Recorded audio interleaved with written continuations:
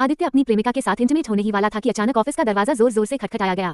पहले तो उसे लगा कोई कर्मचारी शरारत कर रहा है, लेकिन अगले ही पल उसने अपनी पत्नी समीरा की आवाज सुनी। घबराकर आदित्य ने अपनी प्रेमिका को छिपा दिया और दरवाजा खोलकर पत्नी को अंदर आने दिया।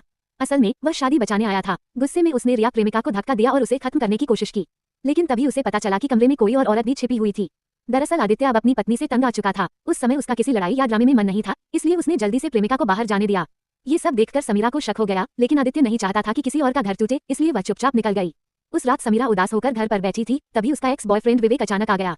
उसने पूरी घटना उसे बता दी। विवेक ने भी उसे समझाया और दिलासा दिया। धीरे धीरे दोनों के बीच पुराना रिश्ता फिर से जुड़ गया। उधर आदित्य की किस्मत ने उसका साथ नहीं दिया। एक दिन समीरा जब उसके कपड़े धो रही थी तो जेब से महिलाओं वाली सिगरेट का पैकेट निकला। आदित्य कभी सिगरेट नहीं पीता था, तो उसे तुरंत समझ आ गया कि उसके पति की जिंदगी में कोई और है। गुस्से में उसने घर का सामान तोड़ डाला, एक तलाक का नोट लिखकर छोड़ दिया और बिना कुछ बताए गायब हो गई। जब आदित्य देर रात घर पहुंचा तो सब कुछ खाली था। तभी उसे समझ आया कि मामला पूरी तरह से हाथ से निकल चुका है। ना पत्नी बची, ना रिश्ता।